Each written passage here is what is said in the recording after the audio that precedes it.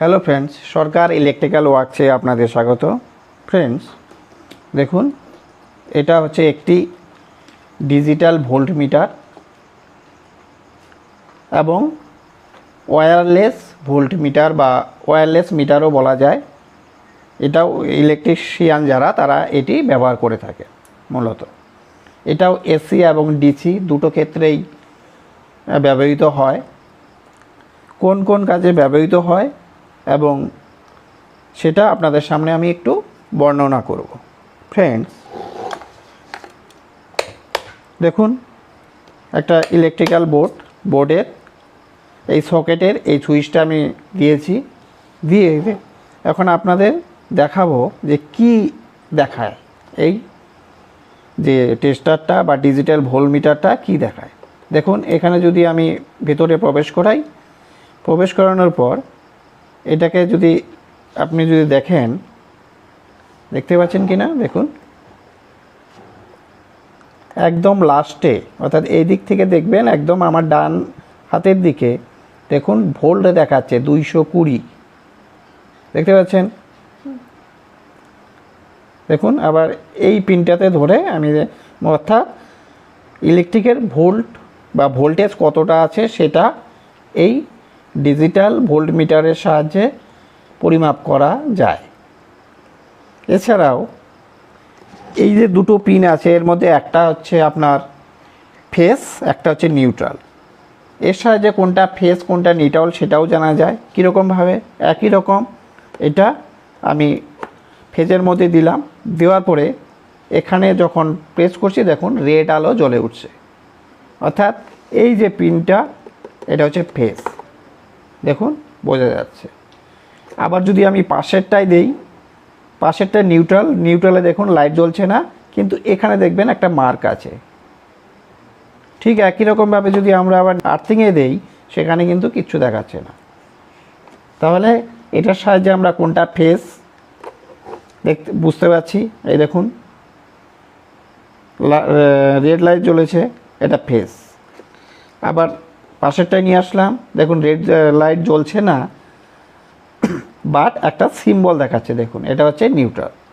আবার এর সাহায্যে কী করা যায়, ভোল্ট কতটা আছে অর্থাৎ আমার এখানে কতটা ভোল্টেজ আছে সেটা কিন্তু শো করছে।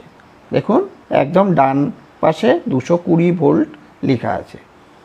এই হচ্ছে এতটুকু পরিমাপ আমরা জানতে পারি। ঠিক একই রকমভাবে এই যে তারটার সাহায্যে এই ইলেকট্রিক যে ফ্লো হয়ে এই বোর্ডে এসেছে সেটাও কিন্তু এই ভোল্ট মিটার থেকে জানা যায়। দেখুন আপনাদের দেখাচ্ছি, দেখুন এই যে নিউট্রালের সময় যখন যে এরোটায় যে নিউট্রালে আমি এখন দিচ্ছি, দেখুন যে সিম্বলটা আছে ঠিক আমি তারের উপরে যখন স্পর্শ করব তখন দেখবেন যে এই যে অ্যারো বা কোনো একটা সিম্বল দেখুন, দেখতে পাচ্ছেন কি না দেখুন।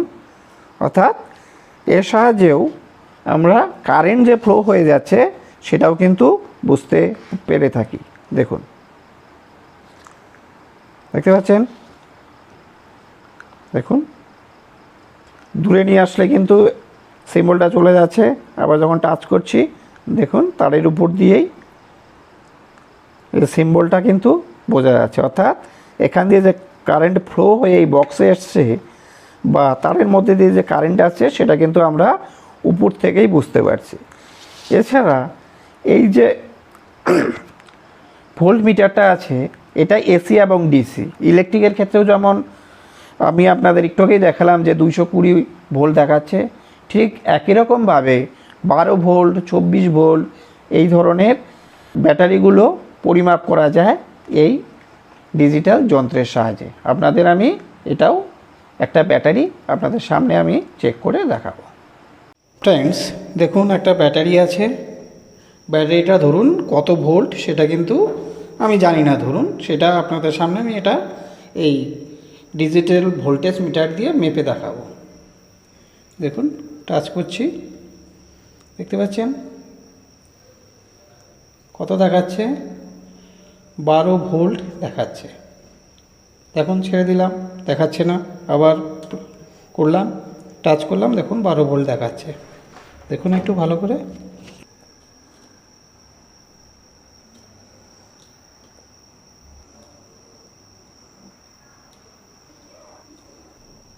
12 ভোল্ট দেখাচ্ছে, দেখতে পাচ্ছেন।